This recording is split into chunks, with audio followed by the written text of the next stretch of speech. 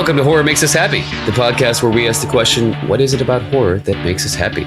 Your hosts are Steve Becker and myself, Chris Whitman, and you can find out more about us at our website, horrormakesushappy.com. Before we get started, we're going to start up with the trigger warning.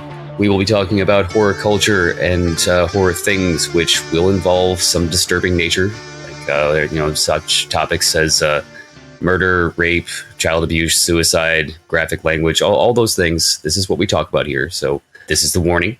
If you are here for that stuff, welcome to the show. We're going to talk about fucked up shit. And I can say that now that I got the disclaimer out of the way.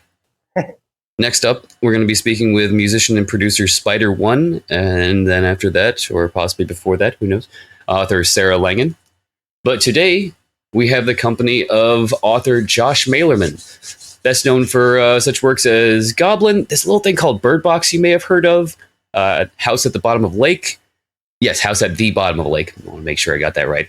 And new information has just come to light, man. Apparently also a musician in a band called the High Strung, singular, who did the theme song for this show you may have heard of called Shameless, which is awesome.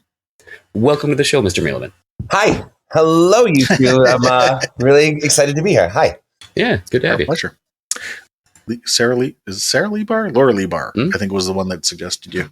Oh my God. Yeah. Laura Lee Barr is incredible. Person and writer.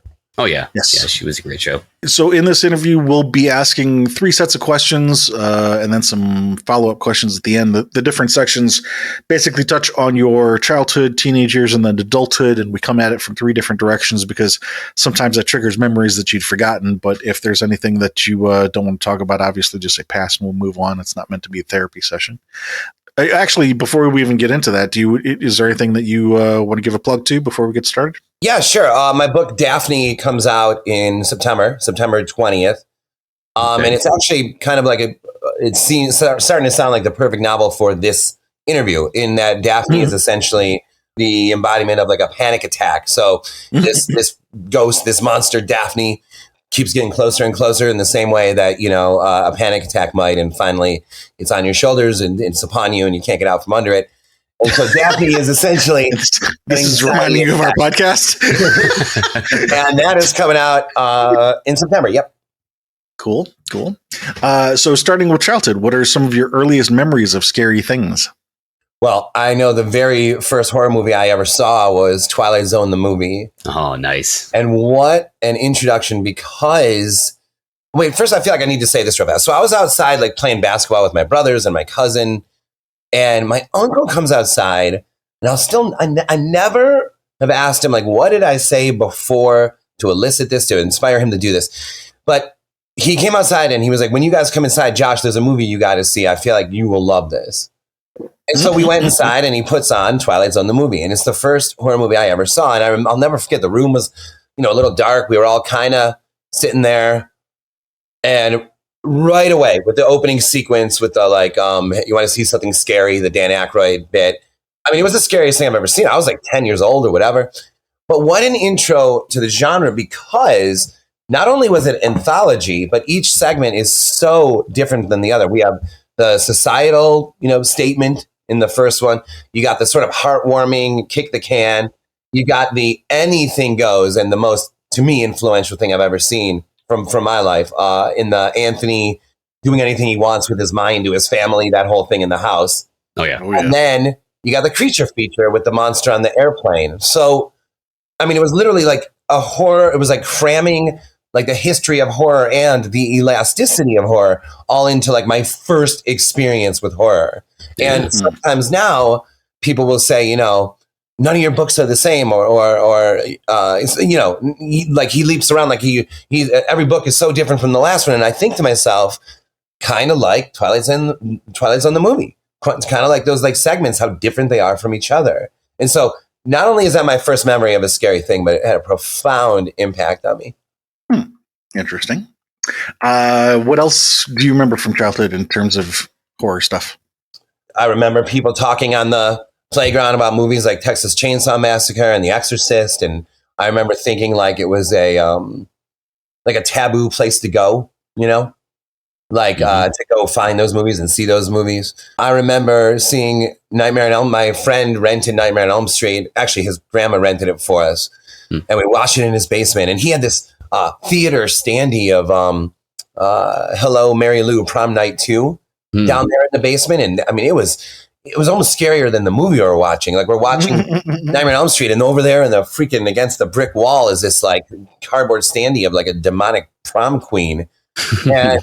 And when we finished that, he asked his grandma to rent part 2, and she did. And then when we finished that, he asked his grandma to rent part 3, and she did. So that was sort of a fun introduction. And John also, that was my friend, he was reading Stephen King before anyone else I knew was. So he had Pet Sematary. He had all sorts of stuff in his house. So he was a big introduction for me in that way. But also other things, like I remember watching TV with my dad, and Preview comes on where a guy goes to the foot of the stairs and you just see the back of him, and he looks up and he goes, "Mother?" And my dad leaps off the chair, turns the TV off. He's like, no. This you can't see this. I'm like, what is that? He's like, no. That's Norman Bates. You can't. There must have been like, it's a little too early for that one. Yeah, he must have been like Psycho 2 or something. I don't even know, but I was like, what was that? And like, and also Scary Dreams. I had a recurring one. We never had a housekeeper, but I had this dream that I had murdered our housekeeper, and that my mom, my mom is putting me to sleep, tucking me in, not putting, and I'm in bed, and I'm like, wait, Mom, I'm a little nervous that the housekeeper's like still in the house, and she's like, no, she died. My mom didn't know that I had killed her in the dream. And my mom leaves the room, and then I hear down the hall, I hear these, like, I don't know why the woman would have been wearing slippers, but I hear slippers on the carpet, like coming up the hall to my bedroom, like she's coming, to get me or whatever. And that's one of the only recurring dreams I ever had in my life. And that one was brutal. Any memory of any reason why you killed that housekeeper? No, but I remember it having, and this is like, was it accidental? Was it my toys? No, I think great question. Because I had a dream that I once accidentally killed Pam Anderson, but this was somehow in this dream. This was like, I did this and it was wrong. And I knew it was wrong and I didn't want to tell Mom, but I was like willing to she could make me feel better by telling me it's going to be okay anyway, even though she didn't know all the facts. Does that make sense? Mm-hmm. But to hear, it was like the sound of those slippers was like increased with the increase of the guilt of it. It was like telltale heart shit. And I was like a child. I wonder if you knew about Telltale Heart back then. Maybe that's where it came from. It's possible because that could have been something you read in school, or a teacher read or something, I would do it if I was a teacher. Well, I can't remember whether or not I read it in school. I know I definitely read Poe at that age. Yeah, right. But I don't know if depends on how old you are as to whether or not they would have read that particular one in school. Like, obviously, The Raven, that one's pretty mild, but Telltale Heart is a little gruesome depending on how young of a kid you are. And not only that, it's like emotional. It's like so frantic. It's so panic. It's so nervous. That might be more to the point. Yeah. Yeah, that is interesting. I wonder why your uncle, like you say, you wonder why he said that you would love this. Right. So was I like, okay, we're outside playing basketball. Was I like Frankenstein for 3? I mean, like, what? What told him that, like, not like, I don't know. What did I say where he was like, you are going to like this? I do not know. And an interesting thing, this might help, is that him and I shared like similar music tastes when I got a little older, like the Doors and like that kind of stuff. Whereas my brothers weren't. Well, my younger brother was into it, but they weren't as into that. Like my older brother's into more modern stuff, right? And that's another like link that me and my uncle had. So in other words, like I wonder if he sensed some sort of like-mindedness, and he loved horror. I don't know. I was just going to ask, did he also love horror? I think so. And the movie was on VHS, and there was like a stack of like other movies. Not quite. We're not quite talking like Video Store where all these horrifying faces are tracking you around the store. It wasn't like I don't remember those images in his house or something. But I do remember a stack of VHS tapes, and I do remember a Twilight Zone movie being amongst them. So you've got your uncle, you've got this friend John. Any other friends or relatives in your childhood that were also fans of horror? No, that might be about it. There was no, oh, and it's not like I saw my uncle all the time. I felt a little bit on an island with this, but like I said about that playground, you hear someone like talks about a scene from The Exorcist or Texas Chainsaw, and there was a sense of like, it's not like mom and dad love that movie. You know what I mean? So it wasn't like, that's fun. It was more like, I thought that was interesting too, because like maybe I just grew up in different playgrounds, but I definitely I don't remember ever hearing about Texas Chainsaw Massacre on any of the playgrounds I played. Well, and then the other kid, I remember kids saying that those movies were rated X. I remember that, and I'm like, they may have been back in those days. Yeah, they may have been, but in my head, I didn't even know what rated X, like I didn't know what like a rated X like sexual movie, like I didn't know what that was even then yet, really, you know what I mean? So when I heard rated X, I was just picturing like whatever it was that X was like, you shouldn't watch this, Yes, of course. Yeah. Did you participate in Halloween as a kid? Yeah, and my favorite memories from that were there was a neighbor who loved. It still ranks as like one of the greatest jump scares I've ever seen. This neighbor, there was like a scarecrow on like the front porch on a bench, and so you're knocking at the door and the scarecrow stands up, and you realize it's like the dad of the house, like dressed up or something, right? And that was, oh God. I mean, it's just a dude. There's one in every town or something that does that. But for me, that was like, I want to do that for the rest of my life. Thank you. That was great. Being scared or being the one that does the scaring? Oh man, that is a great question. Both. I just want this moment to exist every day, like whatever just happened here, I want that again. And I used to hide around the house to scare my younger brother Ryan all the time. Like I would hear my dad talking to Ryan about grabbing something from the garage. I would go out to the garage, hide under the car. I'd hear like Ryan say that he's going to go upstairs soon. I would go hide under his bed or hide in the closet or whatever.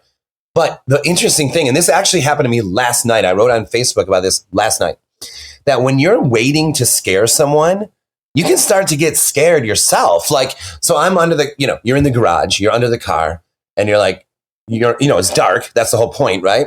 And you're like, what else? Because you've already put yourself in this like scary state of mind. Like we are going to scare him. He's going to think I'm this or that, a killer, a monster. So you start thinking of these scary things alone in the dark in the garage under a car, and you start thinking like, am I alone out here? And that's like a super interesting aspect to being the one that does the scaring, is that you can scare yourself along the way. Psych yourself out. Yeah. Did you have a favorite costume when you're participating in Halloween? No. In fact, I'm always like a bit ashamed of not being more creative in that way when I was that age. Like I was Don Johnson once from my place. I was that's pretty creative. I don't think I've ever seen a Don Johnson. I was I was very rarely like some awesome like monster or something. It was more like, I think I was a stockbroker once. Like what are we even talking about here? Maybe seen Don Johnson stockbroker. Did you guys have like baby suits or something? What do you say? I said, well, between Don Johnson and the stockbroker, did you have a bunch of baby suits? Oh, I remember the Don Johnson one. I had the white Miami Vice jacket and like a money clip, but I don't even like care about that stuff. I don't even know what I was doing. Maybe I'd seen it on TV the day my dad said, "What do you want to be for Halloween?" Who knows, right? Yeah, that one. Yeah, no, exactly. Right. Oh, I'll be that guy. But then but it is funny. Because when you become like an artist and you become a writer and you really, really have devoted your life to this, you do start to sense or discover breadcrumbs that led to this writer's life. But there's also sort of shameful moments where you're like, I wish I was the kid in school that did this. I wish I was the kid on Halloween that dressed up like this. I wish, sometimes those early days, and we'll get to this later, I imagine. I had a bit of I don't know if you call it a psychotic break or a psychic break or whatever the fuck it is at age 19, which Daphne is, the book, details in like almost verbatim for what happened with me. But up to 19, it was a pretty straight life. Like captain of the track team, 3.7, 3.6 GPA. Like, I think I drank once. I had like a wine cooler once, like a very sort of, very like, oh, I'm just going along life and I'm doing it. And I play basketball. It's all downhill from there. Yeah. That night at 19, I mean, we'll get to that or whatever, but. Yeah. Let's put it a different way. Did you have any least favorite costumes when you were a kid? None that I remember. Okay. Did anything actually terrifying happen to you in real life as a child? No, I have a really frightening ghost story. But then I was already like 14 by then. We can move that. We can talk about that in teenage years. So I'll just put nothing for childhood. I don't think so. I mean, they were in Detroit in this area, and there was a and I imagine most areas had this because the 70s, 80s had tons of this. But there was like a killer called like the Oakland County Killer. And there's a documentary recently on this guy. I think it was on Netflix. I don't remember. And so like there was that stuff going on. But again, as you guys know, like with serial killers, it's bizarre, this wave in the 70s and 80s of that stuff, right? And there was like my younger brother lives right in, like down the road from the 7-Eleven where this girl went missing and all these kids and blah, blah, blah. And you had to always be with someone else and you had to, be aware and you wanted this guy caught and all that kind of stuff. So that I'd certainly say that counts as real life horror. Yeah. Yeah. I think the more realistic picture is that there are always serial killers out there. It's just that in the 70s or 80s, it was popular to have them in the news. Yeah, you're right. You can go digging around and find people talking right now. There are a couple different suspected serial killers around the nation, but nobody's talking about them because the police, for whatever reason, don't want to say, yes, we think this is a pattern yet. Yep. But going back to this, the childhood thing and the serial killer there, and the other stuff that, may have scared you in your childhood, no lasting fears, nothing traumatic that has been brought forward into your adult life. No, another dream though does come to mind that has stayed with me in a major way, where I'm at dinner with my dad and my brother and my older brother, and they just look a little leathery, and then I see around their eyes, like I realize like, oh, they're looking out like mask like holes, like they're wearing skin masks. And I had this dream very, very young, and I remember it was like Dad and Derek are not who they say they are. They're like aliens or monsters or whatever. And I remember the second I realized what they were, they're both kind of looking at me like he knows. and that was a major. That dream happened more than once as well. That's interesting. Why do dreams recur when you're a kid, but not when you're an adult? At least not for me. I don't know why. Well, usually the whole reoccurring part of it comes up because it's either a long-lasting fear or a long-lasting desire.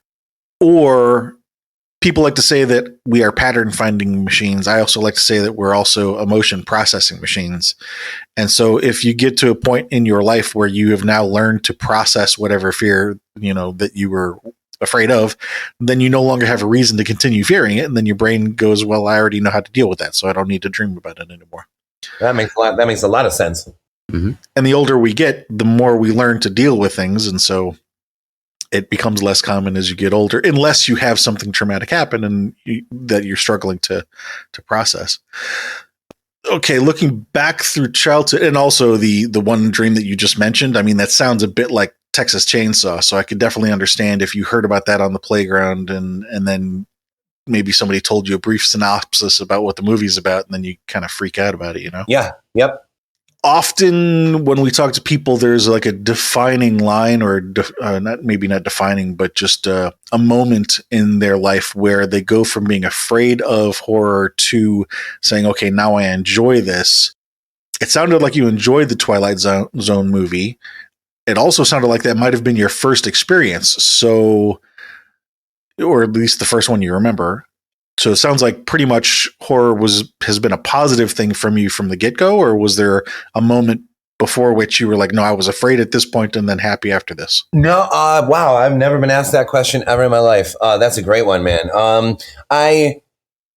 It's hard to explain, but I'm sure that you two will get this. Like, I loved it, but it was genuine fear also. Like, it was like when Allison and I, that's my fiance, when Allison and I watch a movie, I get like legitimately afraid, like have to almost hide my head behind her or plug my ears, or she's the one that taught me, like, don't close your eyes, plug your ears. And she's right. It changes everything. And it's hard to explain. Like, it's not like I'm like, woohoo, body count. I'm not like that kind of guy.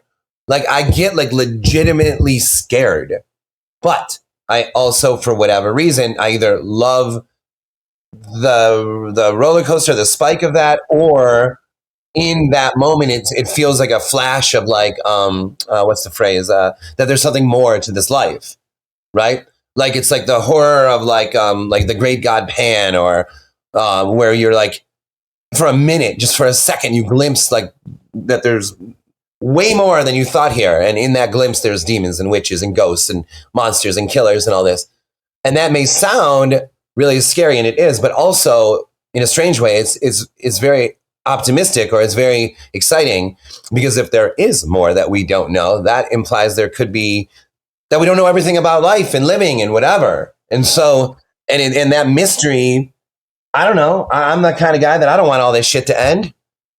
And so, and so for me, those spikes of fear in those moments, it's not just, and it is like scared, like legitimately scared, but it's also like, hey, there's like a whisper in there too that said, there's more to this world than you think.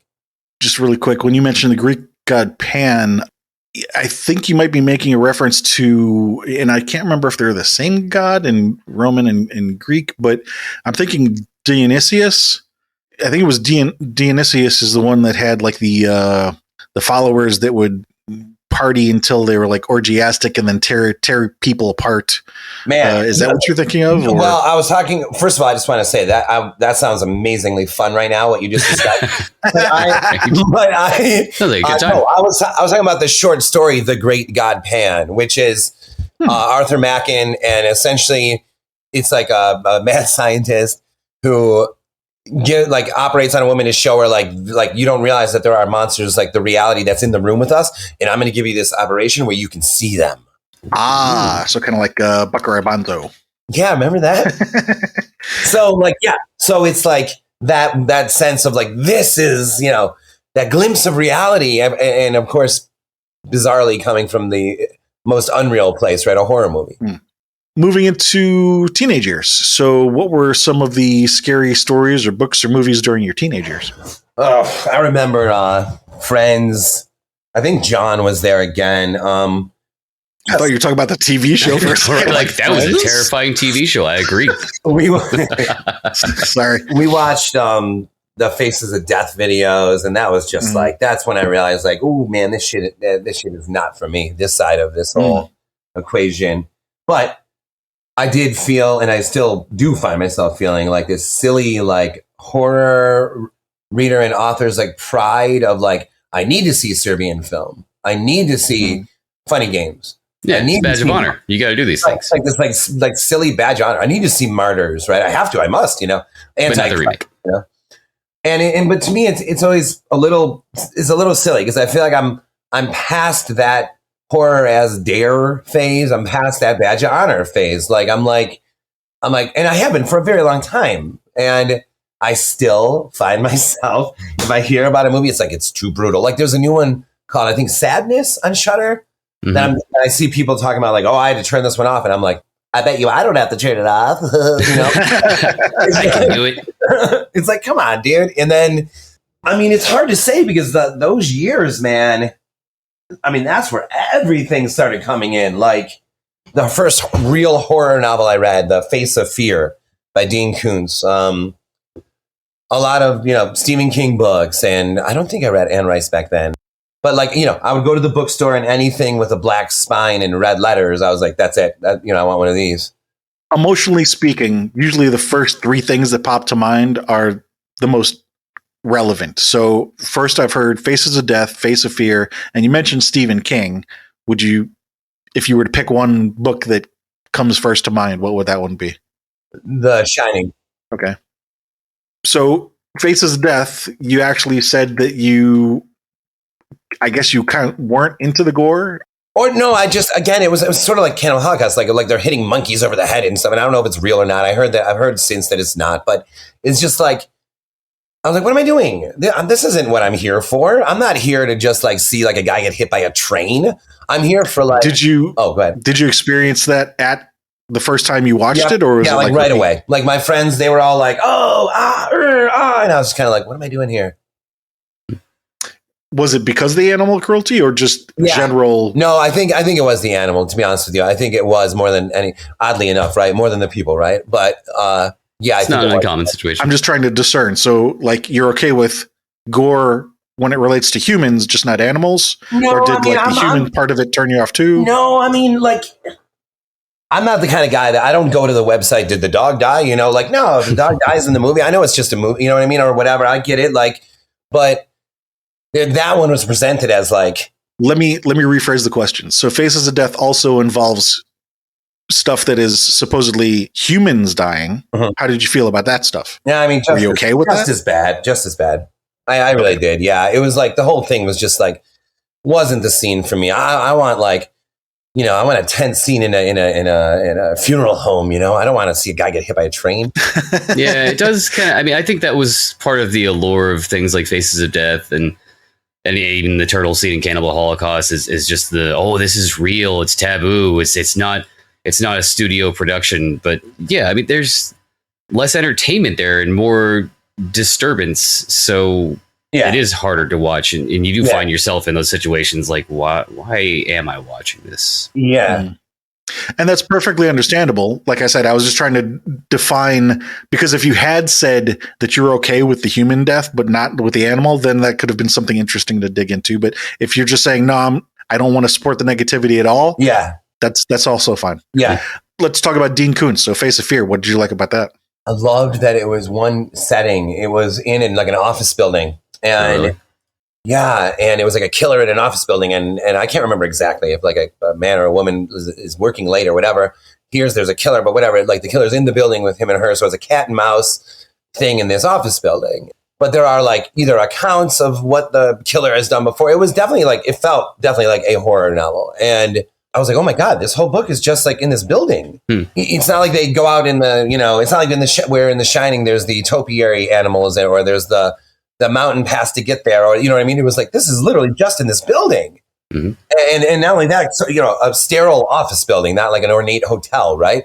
And there was something about that was like so inspiring to me. It was like, you could do something like this. If this guy could write a book in an office building, you could write one in a house, in the woods, in a bathroom, maybe in a bathroom, in a rowboat, in a Birdbox is literally just back and forth from the housemates to Mallory and the kids on the river, back and forth, and that's it. 2 settings, and for the most part, and I think that there was something about that, just like the Twilight Zone, the movie, like was an immediate creative turn on. Like I felt like inspired to like join the circus, right?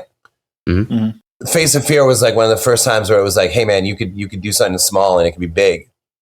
That's interesting. An interesting take on it, because there are a lot of different artists and a lot of different mediums who find that placing artificial restrictions on themselves somehow forces them to be more creative. And I thought that's where you're going to go with that. But as you say, it also can trigger people who maybe have not yet gotten into that area to then be able to say, well, shit, I could do that.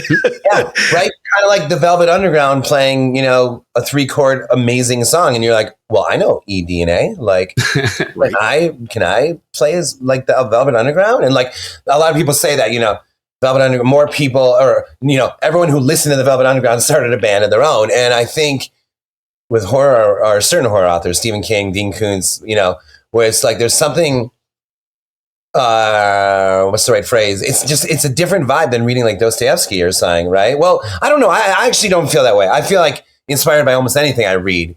But that book in particular, The Face of Fear, was like, yes, there was an element of like, dude, pay attention to how little all this is. You can do this. Minimalist. Yep. What about The Shining? I haven't read it, but it's Stephen King, so I'm guessing not minimalist. Right. It had the Oh man, that bathtub scene, and reading that alone in your house, and we were in a house that I just I guess we're talking about the teenage years. I may as well tell you a couple fun ghost stories, right? Sure. My mom had gone to see like a psychic, okay, and she came home with a cassette tape or something like that. Like she came home with a cassette tape, but it was like sitting on a shelf or something. And I was like, "What's this?" She's like, "Oh, don't listen to that. That's from like a session that I did with I think her name was Trudy. Even the name Trudy sounded like a psychic, still does to me." We had this big like cassette, double cassette deck, stereo, with these old speakers. You know what I mean? Mm-hmm. When everyone left the house, I was like, well, of course I'm going to freaking listen to that thing. So I put it on and I remember it coming through like pretty loud and you hear the hiss of the cassette. And my mom says, it was like very close to where I hit play. My mom says, everyone in the house has seen a ghost except for Josh. And she's like, why do you think that is? And the psychic's like, well, I don't think Josh is ready. And I was like, I'm alone at home listening to this. And I have a younger brother, an older brother, dad, mom. And I'm like, wait, Ryan, Derek, they saw a ghost? Like, wait, what? Like, because when like if mom saw a ghost, it's almost like maybe, right? But Ryan and Derek, like my cohorts in existence, my like team. My immediate reaction is to wonder, did like she create this? Right? And then plant it right in front of you. Don't listen to this. I got like super scared. But at the same time, this is kind of weird and answers something that you were kind of saying before. I was like, mad that Ryan was ready. Derek was ready. So I remember my mom told me or told us that she had seen something in her like near like in her like bathroom of the master bedroom. So I run upstairs. I'm alone again. I run upstairs. I run into the bathroom. I'm like, show yourself. And then I'm like looking in the mirror and I'm like, right when I feel like it might happen, I'm like, no. And I ran outside. That's what I already have. Show yourself. Do it. Well, maybe not right now. Just not right now. But I was ready, damn it. And I just showed you I was ready. Kind of. Yeah, right. So that was insane. And then, I mean, God, I can't believe I'm going to tell you guys this story, but I'm just going to tell you. God, I can't believe I'm going to tell you this story. Okay, let's just do it. You're excited. I don't know if you guys remember this thing, like Up All Night. Do you remember that? Yeah, USA. Yeah, USA Up All Night, right. So, I mean, back in those days, like, you didn't have much to, like, whack off to, right? Yeah. So, okay. So, the family, so try to picture the living room. So, like, the TV's against one wall, and then there's the chair faces it, and then on to the right of that chair is a painting, one of those, like, silly, like, the Edward Hopper diner things, right? Mm-hmm. And it's, like, reflecting the entrance to the room, which is over my shoulder, like, behind me, but crystal clear reflection. Like you don't even see the painting. You just see the lights on in that hall, in that room. So you literally just see the doorway in the glass, right? You kind of get what I'm saying? Mm-hmm. Yeah. So I go downstairs and whatever, I'm watching USA Up All Night and I'm like, I'm taking care of backing off. All right. Yeah. And then all of a sudden I see like a figure moving in that reflection. I look up. I don't know if it was like a grown man or like, it was definitely a dude older than me, right? And I was like, oh my God, And then the figure puts a finger up to his lips. He's like, shh. And then kind of waves me like, don't worry. Like, shh, don't worry. Creepy. And I was like, I know. And I was like, what? But like, so this wasn't like a corner of the eye. This wasn't, I wasn't like, I just smoked weed. I didn't just wake up. I wasn't going to bed. I wasn't. And not only that, the interaction, like I saw it, I reacted, it gestured, I reacted again, it moved out of the way. And then I like, holy shit, like my whole body's like on fire with fear. I like leap up, pull my pants, sorry.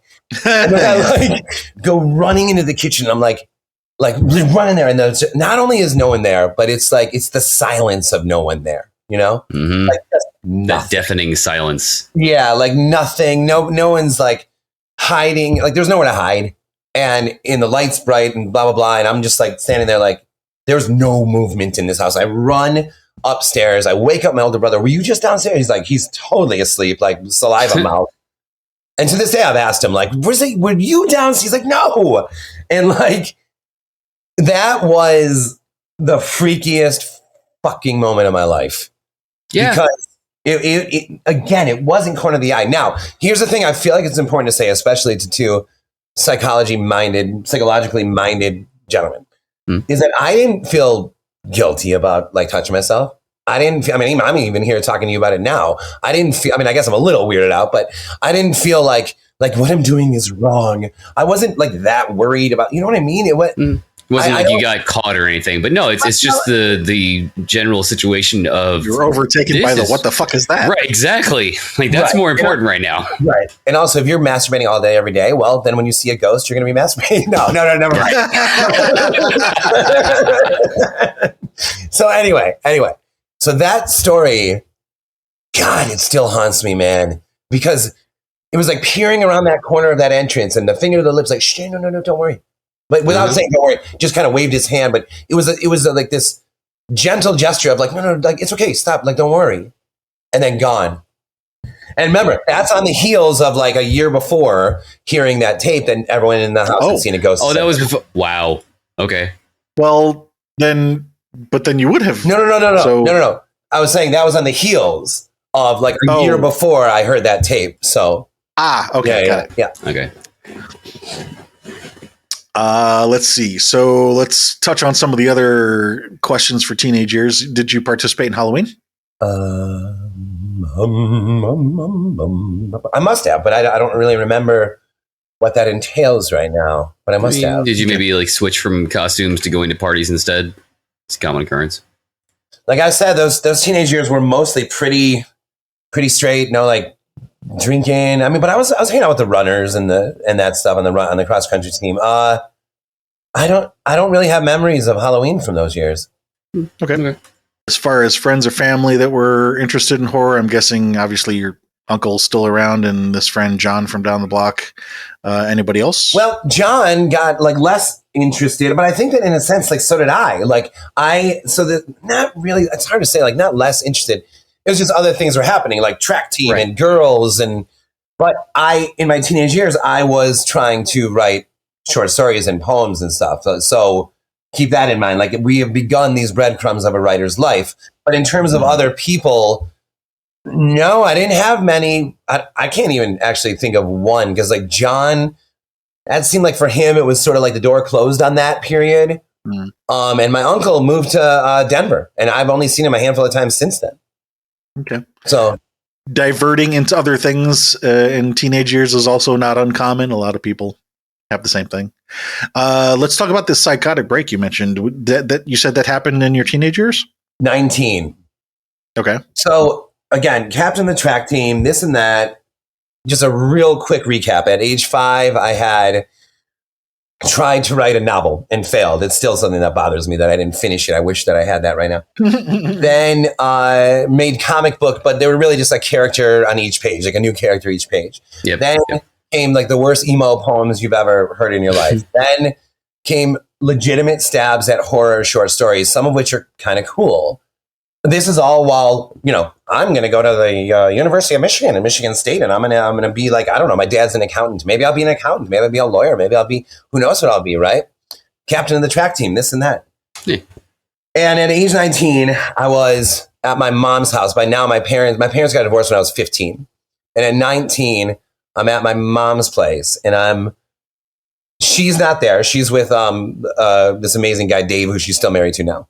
Ryan, my brother, is there, but he's asleep. So he's 17 and I'm 19. I'm just walking behind this couch. I'm like behind, I just remember standing behind the couch and my like hand upon the back of the couch or something. And you'll hear like a phrase like, everything you want is on the other side of fear, right? Or do unto others as you wish have done unto you, right? Done unto you, blah, blah, blah. and one of these phrases crossed my mind. But it didn't go in one ear and out the other. It took root, which was you can do anything you want with your life. And it didn't just like pass through and then like leave. It was like an entire new truth all at once. It was like it took root like instantly where I was like, wait a minute. I like, this isn't just something to say. I could leave the house right now. I could just walk out the door and keep walking till I died. I could save up money and fly to Alaska. I could kill someone. I could marry someone. I could write a novel. I can make a movie. I can die. I can live. I can swim. I can jump. I can do whatever. Literally anything I want to do with my life, I can do right now. Mm-hmm. And it was so unbelievably overwhelming, so true and so big and so scary that I called 911 on myself. Okay. And I called 911. I'm like, listen, I don't know what's going on. I can do anything I want with my life. I can do anything I want. And they're like, oh, okay. I'd like to hear a recording of that call. Yeah, well, God, I wonder if Sir, this is a Wendy's. Yeah, you're right.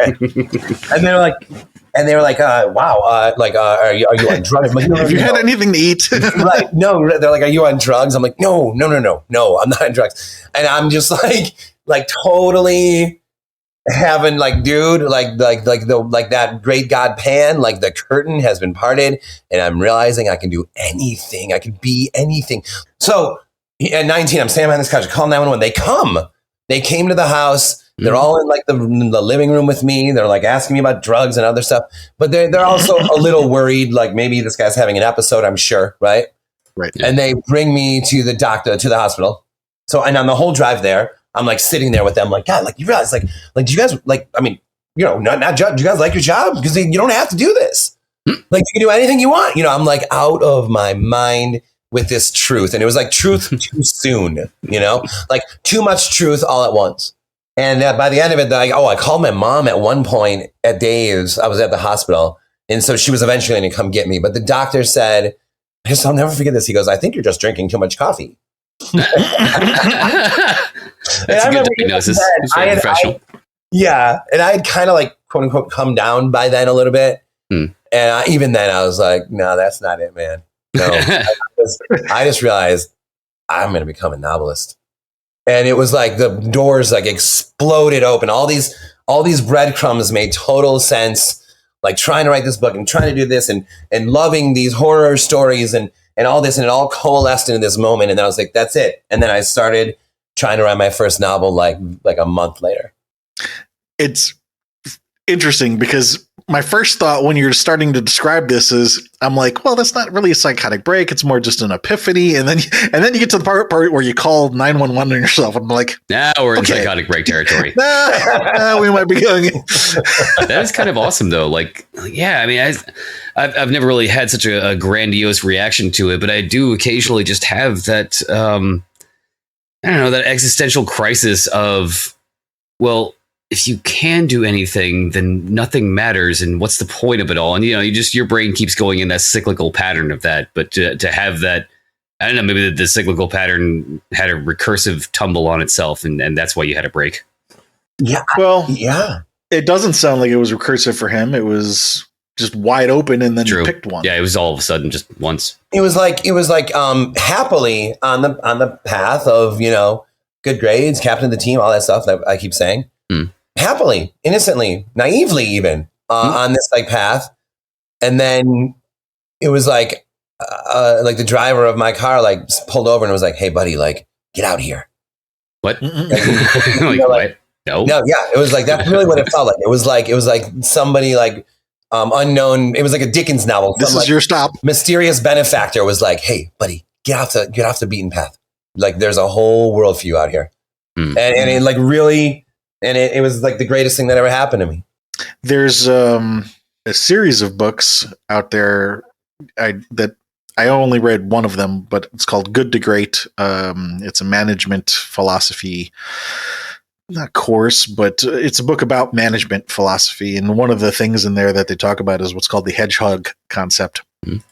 Goofy analogy, but basically what they're talking about is having one thing that you do well. And just focusing on doing that one thing and not worrying about other things. And it sounds like you, early on at least, 19 years old, said, okay, this is what I want to do, and took that road. Mm-hmm. Yeah, no, that's interesting. And then not long after that is when the bandmates, they'd been playing since we were 10 years old. We've all been best friends since we were 11. And they had been playing music. Two of them especially had been playing music, and they were unbelievable, drummer and bass player. If you know the song "The Luck You Got" from Shameless, it opens with that amazing bass solo. And that's Chad on bass, and that's Derek on drums. And at some point around 19, it just kind of worked like, hey, Josh, you're writing all the time. And another friend, Mark, you're writing all the time. We play music, like.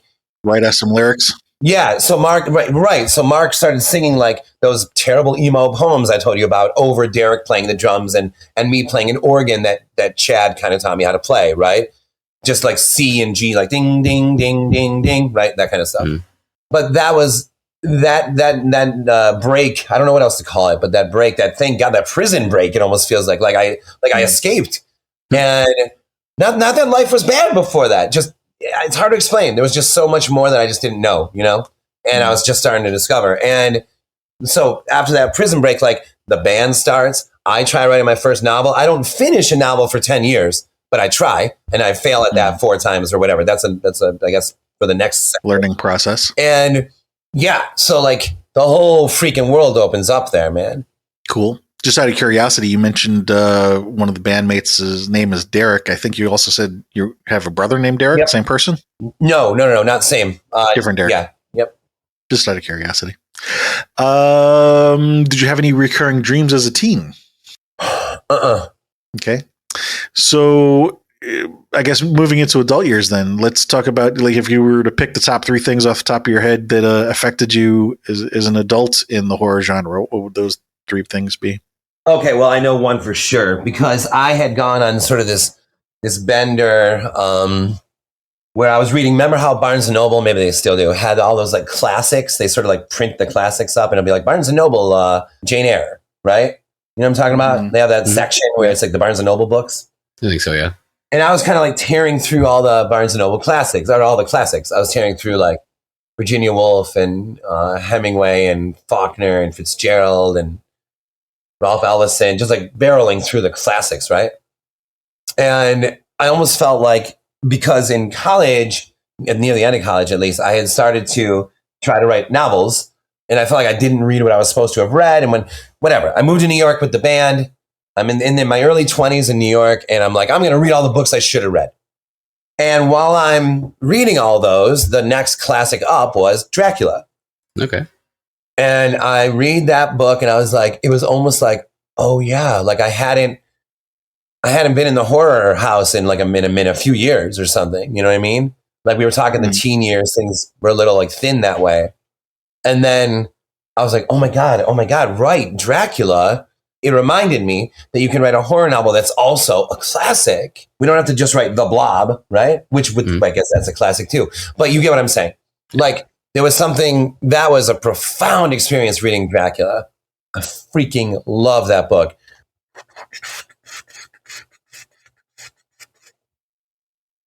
I mean, I wrote my first horror novel at 29. That was profound, but I think you're more asking in the outside of myself. As a fan. Yeah. No, it's almost too hard to answer. There's just so much of it, man. Let me ask it a different way. In your adult years, if you were to pick the top 3 things that you're the biggest fan of? Oh, you know what? A major moment for me was discovering the Creepshow soundtrack. Why the soundtrack? Because this opened, like I wish that we were on video right now. I would show you this horror vinyl collection. Where this opened a love affair with like horror movie soundtracks. And I have there's hundreds of them on vinyl in this closet just beyond the computer that I'm looking at. Yeah, I'd say that the Dracula was major in terms of writing. I'd say Rod Serling in terms of storytelling and narration. And I'd say that Creepshow soundtrack in terms of like mood and music and that whole world. I'm wondering, when you said Dracula, like horror can also be a classic, how would you define classic? There was just like a sense of like this, like Moby Dick is like this too, like this brilliant, frightening, adventurous like story that at the time they both were kind of seen more as like schlocky, right? Popular stuff, right? And they're just absolutely genius on par with anything you've ever read. And I think, that's inspirational as hell for a guy who fancies himself or has walked in both worlds, like both like the horror paperback, like I'll read a book about like a killer bookshelf, I'll read a book about like a killer doorknob and I'll be like, woohoo, And then like also love Dostoevsky, also love Tolstoy, also love like, so for me to see that, like I was like, oh, this you can do both at once here. And I think a guy that really probably has done that really well would be like Tarantino, somebody who like brought like genre to like a different place or something. Yeah, I can understand what you're saying.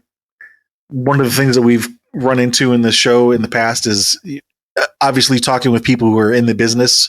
There's definitely a cerebral love for some of the stuff. Personally, at least, I find a lot more truth kind of comes from the emotional part of it, because whatever emotion draws you into, and not just horror, but anything that you love, then the more that you learn about it, obviously you can become more cerebral about it, but the underlying core is still the emotion. Do you know what I mean? Yeah. I kind of think of that as the spirit of a thing. Yeah.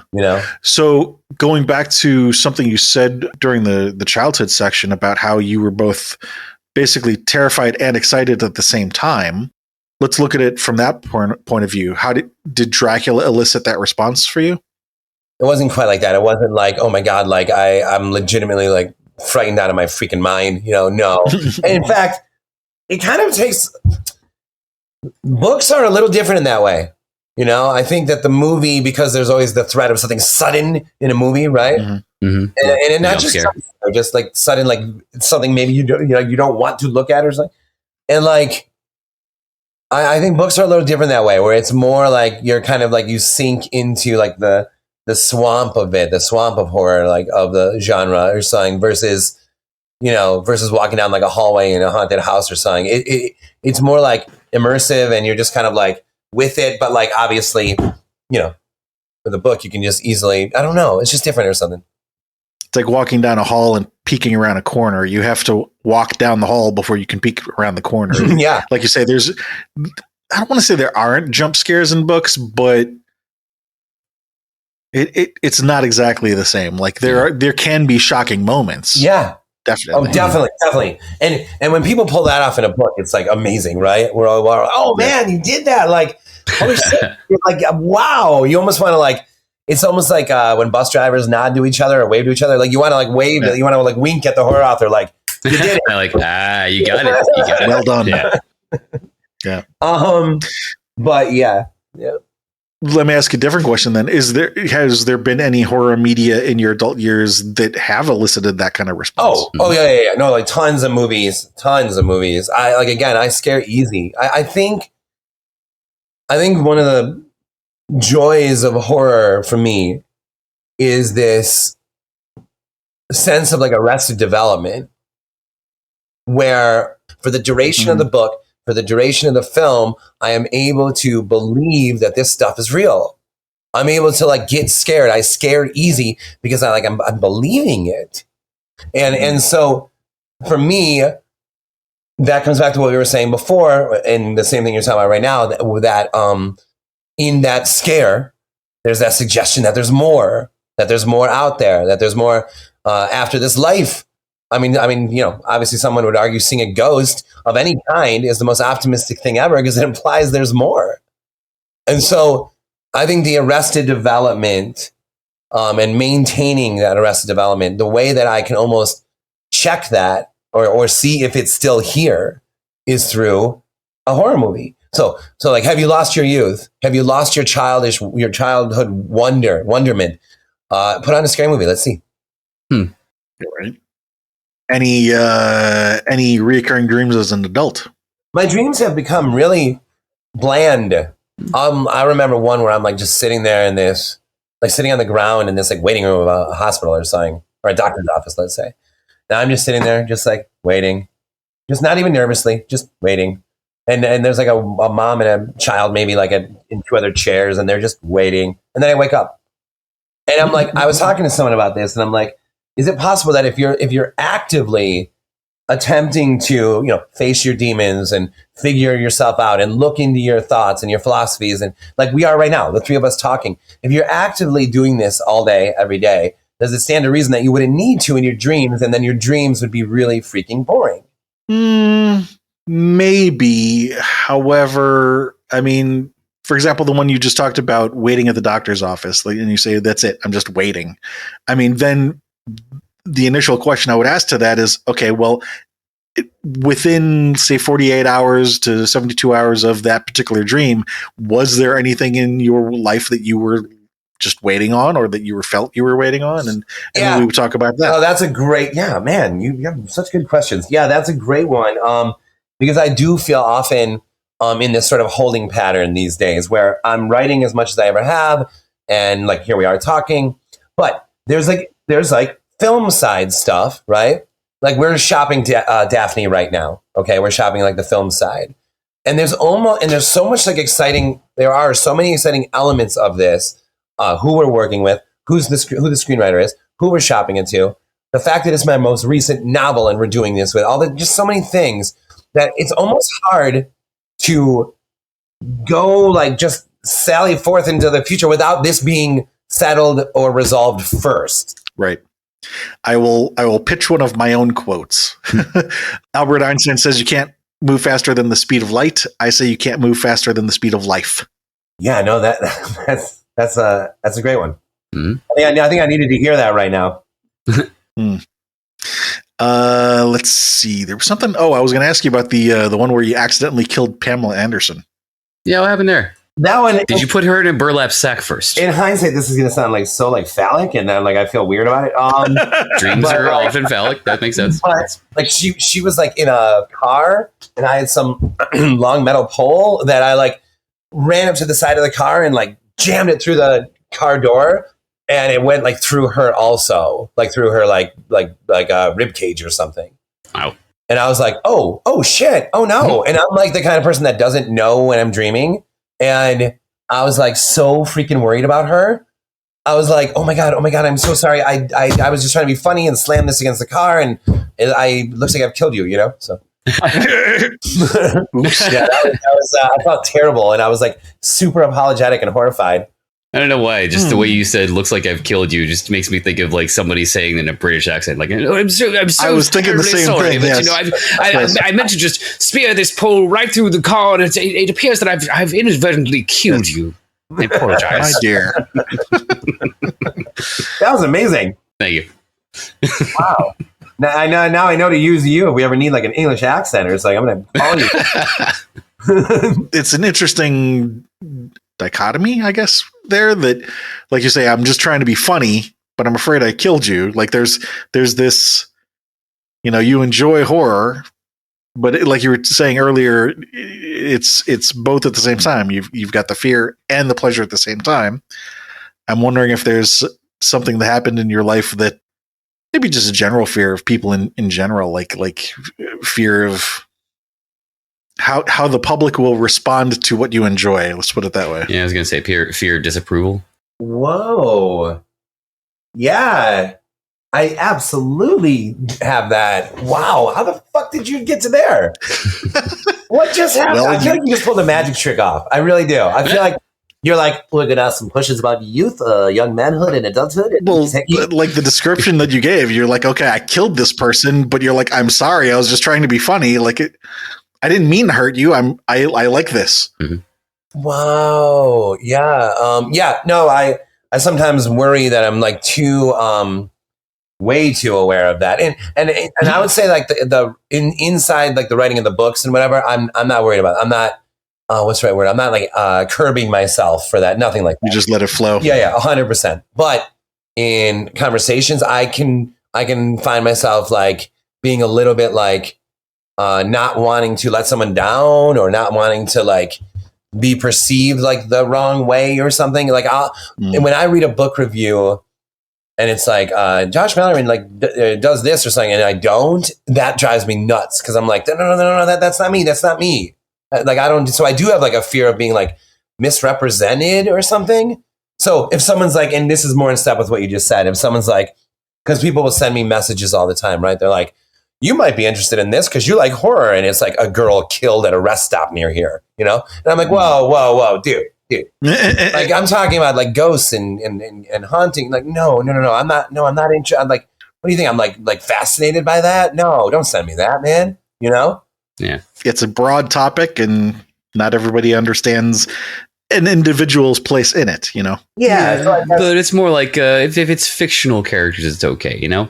yeah, but I guess I would say it's probably fairly commonplace for any human to, fear of how they're represented or worry about this kind of thing. But, Right.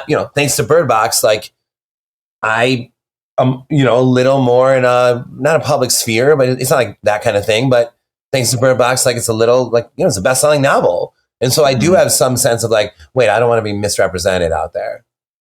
Right. So the last couple questions that we ask here, these are your entire life overall and not just related to horror. Okay. And I'm going to give you the first two questions at the same time because it could be the same answer for both questions or different answers. But looking back over your life, what would you say is your favorite movie or book? I'll take books too, since you're a literary person. And then what movie or book have you watched or read more times than any other? I'm going to say movie is probably Who's Afraid of Virginia Woolf.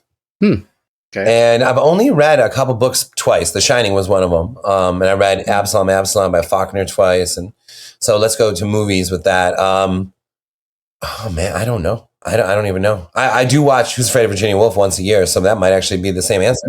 Yeah. Okay. What do you like about that movie? Again, it's the unbridled like energy in one setting. It's mostly just their house. It's the like holy shit dialogue between them all. It's the highs, the lows, the reality, the unreality, the fights, the love, the joy. It has so much in one. I mean, you can even argue all in the first 30 minutes. It has just so much. It's so elastic for such just this little setting and for the single setting. And I'm not like chained to the single setting thing, but I guess there's like a theater side of me that does like, I think it's cool. I like it and whatever, but the writing behind that one. And I'm literally looking at a hardcover of the play from like the 60s. It's on my bookshelf, like facing me right now. And Edward Albee, I mean, that is, dude, I don't know when's the last time you two watched that movie, but the writing in that is just out of this universe. Don't think I've ever watched it, actually. Oh my God, do it tonight. It's going to blow your lid.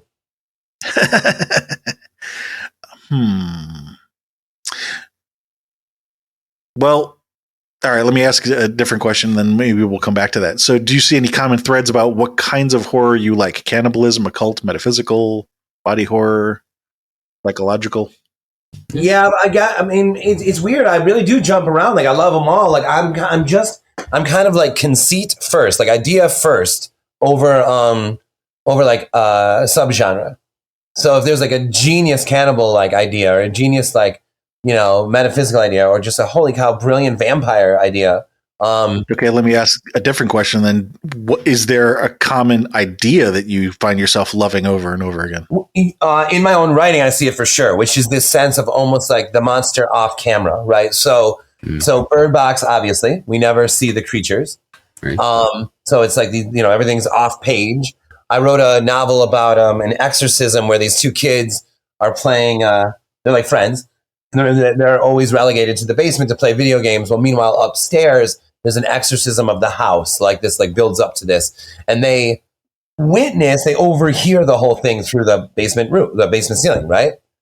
And another one where a guy builds a real house of horrors beneath the phony carnival house of horrors. So always like in a house at the bottom of the lake, here's a haunted house, but it's underwater. So I've seen a lot in my things that I'm interested in. It's like, here's your regular framing. Now now tell the story in this space, but I'm going to aim the camera over here this way. And there's something about that sort of oblique angle on it that thrills the hell out of me. And I'll say to myself like, hey, you got to stop writing. Like everything that doesn't have to be so, like this. But then I'll be like outside and I'll have an idea for another thing that's like fits into this realm we're discussing right now. And I'll be like, oh my God, I'm writing that next. I got to write it next. You said some wording that I liked. Basically said that the oblique angle thrills you. Do you know what it is about the oblique angle that thrills you? It's just a new perspective on this subject that I love so much, right? Like literally, it's it implies like creativity, an imagination at play. It implies like a quick mind to me. And I just I cherish all those things. And like artists and that I read and write is like this. When I say playful, that doesn't mean like it has to be fun. Like playful is like elastic, imaginative. Like where the hell did you come up with this brilliant idea? Even if the idea is very like small and brilliant, it doesn't mean like delicatessen like that movie. It doesn't have to be the craziest thing, right? Mm. And I think that's why those things. It's interesting that you say that because that's not where I thought you were going to go with that. I thought what you just described would be saying oblique angle, almost kind of, but being able to see the thing, but from a unique angle. But what you were describing is kind of not being able to see the thing at all. Yeah, you're right. Or well, but that's, but not dogmatically, not like, Birdbox is like, it was like, I chanced upon or fell into the boat with Mallory and like it was the absolute perfect idea for me to write. And like, I almost feel like there's times where I'm like, I'll come into my office and I'll be like, oh my God, thank fucking God for Birdbox. Like, thank God this one happened, because it's like, it's everything I'm into, but that doesn't mean that I want everything to like, be like, we're never showing a monster or a ghost in it. No, of course I have a million times, blah, blah, blah. But there are different ways to do this. I'm trying to think of like one more example of that. Hold on. Well, even Carpenter's Farm, which is like kind of a newer one. It's a bunch of friends on a farm and they start eating the crops, and the crops are personality traits. So gradually through the book, they're, hey, you, Chris, if you want to eat some humor, do you want to eat some empathy, some pity, some stubbornness, some forgiveness? Maybe your girlfriend cheated on you. You want to eat some forgiveness to forgive her, And like, so there's something oblique about that as well, where it's like, or it's like, where's the center here? Who, like, by the end of the book, the characters aren't even remotely themselves anymore. Certainly not who they started as. So those ideas, those conceits are real exciting to me. Well, the natural follow-up question of that is why? I think the answer you may have already kind of touched on, which is the new perspective, which allows for who knows what. I guess the last question then is why horror? Because couldn't you delve into some of these same questions in other genres, say, for example, sci-fi, or I don't know what else. Sci-fi has always been too sludgy and cold for me. I don't know. I remember, or I sometimes equate like in sci-fi, like if the sun died, it's like we'll get this description of like how long it took the light to reach the earth and how fast light travels and like what was happening to the planet as the light's dying. And in horror, you could just be like, the world went dark. And I'm like, that's all I need, man. The world went dark. Sun died, world went dark. Let's roll, And like, I don't know. There's, I don't know. Yeah, no. Why horror? I think it goes back to where we started before with that legitimate scare where you're like you're actually scared. Like it doesn't feel good, man. You know what I mean? Like the real there's no feels good man moment. It's like it's not like woohoo, oh my God. No, it's like you're actually fucking scared. Like you're like, I want Allison in the room where I'm like, oh my God, you're like, why am I watching this? Like, I'm so freaking scared right now. I can't even in that moment, there's something so peaked. And like we were talking about before, it seems like there's endless possibilities in there. The core of what you just said there is, if you were to say, why horror, the core answer I got out of that is because fear. Yeah. Yep. If I were to summarize the call so far, the three things that I keep hearing from you are fear, childhood wonder, and there's more out there. 100%. Yep. And so I'm wondering if there's anything, how can I say this? I'm wondering if there's anything that's really tied to those three things, like one defining moment of your life, and if not, that's fine. It could be just a general feeling. Well, it's interesting because it sounds like what you're like when you put those three together and then ask that question, it almost sounds like, was there like a near-death experience as a kid? Like, did you have fear? There's more out there, and childhood wonderment, right? Mm-hmm. Doesn't have to be a near-death experience, but maybe an experience that triggered something like it. The awe-inspiring part of it, I think. Actually, you know what? A good word here, sublime. Do you know what that word means? Yeah. Because I asked because I never really understood that word until I was an adult. It's a band, right? Yes, but that's not how I mean it. Okay. So for others who might be listening to this who don't understand what I'm talking about, so this has come up in other calls before. One of my favorite authors is this Professor Joseph Campbell, who described basically the concept of something that's sublime is something that is so large and so powerful that it diminishes your ego to where you're just looking up in awe, like, oh my God. Yeah, which is essentially the entire plot of Birdbox. Yeah. Okay. And so I'm wondering, like, if you think about that moment, was there one moment in your life that? I mean, I can't help but keep returning to that 911 call. That sense that Leviathan, gargantuan, like I guess as you said before, Chris, I think epiphany. One of you used that word. That moment was sublime, man. Where it was like there was like a Leviathan stepped into my head and was like, I live here now, and all I could do was like stare up like in awe and be like, yes. Okay. Last question. Is there anything that you can think of that relates to this that we haven't talked about? Maybe something that came up in the call earlier that you were like, but I never got to talk about that. No, the only thing was when that brief moment about talking about Arrested Development, but like cherishing that's the only that's something that has crossed my mind often, during this, that childhood test, like put on a scary movie, that whole thing. And like, it's hard to explain because like those, and I love that those were the three. I wonder are those the same three like words for everyone you talk to or no? Like when you said fear and wonderment and was that similar? No, it usually comes up with like a 2 or 3 word summation of every call. It's always different. But it's not those three. Yeah. And just some background. I mean, that's part of the reason that we're doing this is, we do feel that horror fans in general don't get as understood by mainstream society as they could be. And so the idea is to understand what is it about people, what is it about horror that people like? And yes, there are different buckets that different people fall into.